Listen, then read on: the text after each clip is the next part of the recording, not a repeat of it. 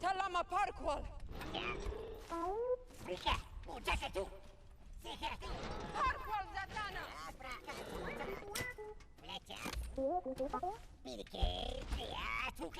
Noma! Le réveil de la force nous laisse avec un joli lot de questions sans réponse. Qui est Snoke?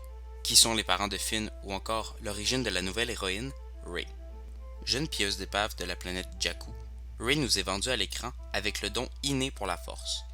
Les scénaristes de l'épisode 7 nous laissent présager un lien familial avec Luke.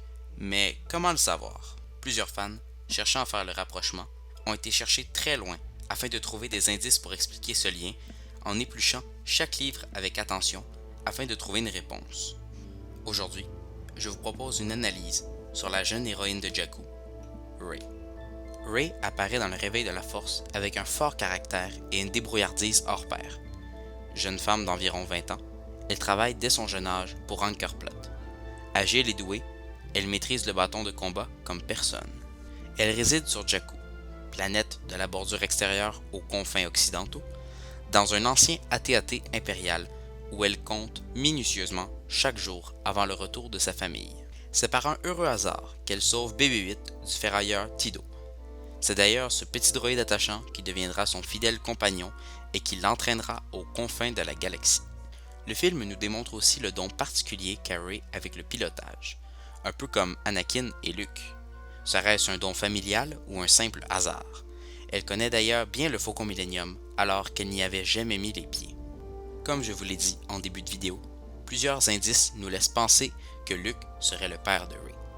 On pourrait citer son talent pour le pilotage, ou encore son affinité étrange avec la force. Mais un élément intéressant du film que plusieurs ne connaissent pas, c'est le lien entre une ancienne bande dessinée et une scène du film. Lorsque Rey découvre le sabre de Luke, elle est prise d'une vision étrange qui la plonge dans des souvenirs douloureux. Dans cette vision, on voit Rey implorer un vaisseau de venir la chercher, alors qu'Angkor Plot lui tient fermement le bras.